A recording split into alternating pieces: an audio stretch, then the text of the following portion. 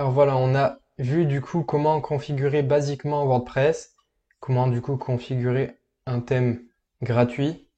Et généralement, voilà, moi j'ai tendance à utiliser des thèmes premium parce que j'ai accès à des mises à jour, j'ai accès à plus de performance, j'ai accès aussi à des développeurs euh, qui ont un quelconque support quand il y a des problèmes. Et pour le prix, voilà, c'est assez ridicule. Par exemple, celui-là, c'est 25 € avec les charges comprises pour 6 mois de support et les mises à jour à vie en fait. Donc pourquoi j'ai choisi ce thème? Parce qu'il y a Elementor, donc c'est un constructeur de pages vraiment que je maîtrise et qui est simple, efficace.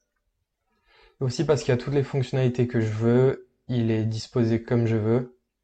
Il a aussi une mise en page adaptée en format mobile, donc qui ressemble un peu à une application, on va dire. Et en plus de ça, il y a beaucoup de démos. Ouais, il y a 20 démos pour page d'accueil. Donc, je pense que ça peut facilement matcher avec votre projet. Il y a aussi plusieurs mises en page de l'entête et du pied de page, plusieurs mises en page des produits, des méga menus, tout ça. Pour voir les live previews, donc les démos, pardon, il suffit de cliquer là. Ensuite, donc, il y a une frame et c'est le mieux, franchement, c'est de l'enlever. Donc, vous cliquez sur Remove. Et ensuite, vous avez vraiment accès au site. Donc, c'est plus une preview, c'est directement l'URL du site. Et là, vous pouvez voir les démos. Donc, voilà, il y a de tout. J'ai déjà fait ma sélection. J'aime pas trop, en fait, quand il y a des sliders, parce qu'il faut de belles images. Ça augmente un peu le temps de chargement. Donc, quand vraiment on n'a pas les moyens d'avoir de belles images, de vendre du rêve avec le site, et qu'on veut juste mettre des produits, j'évite du coup les sliders.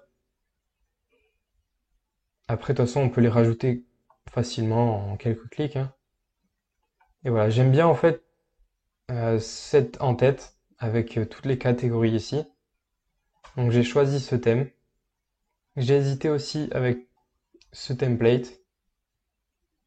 Ouais, j'aime bien aussi la disposition. Le seul problème, c'est que pour toutes les catégories, s'il y en a que deux ou trois, ça fera moche. Et aussi, il faut voilà de belles images. Il faut vendre du rêve dès la page d'accueil. Et pour avoir les belles images, c'est un peu difficile des fois. Donc voilà, je suis parti sur ce thème. Je changerai en fait la disposition des bordures et la grandeur de toutes les catégories. Donc là, j'ai mis un petit peu de CSS. Mais si je l'enlève, en fait, voilà ce que ça donne en vrai. Donc pour moi, je trouve ça un peu moche, mais c'est un détail après, hein. Ouais, je trouve que c'est trop grand, euh, que ce serait mieux d'avoir des bordures. Donc ça peut se modifier en quelques clics et je le ferai. Et voici en gros la potentielle démo que je pourrais importer sur le site internet.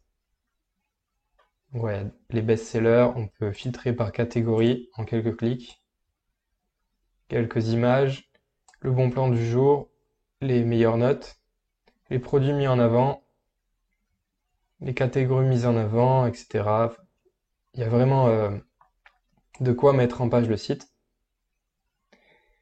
Donc ce qui est bien quand vous achetez un thème WordPress sur ThemeForest, pratiquement 90% des thèmes proposent un one-click euh, démo import. Donc en un clic, vous insérez la démo et ça vous permet après d'avoir déjà du contenu et de mettre en page votre site comme vous le souhaitez.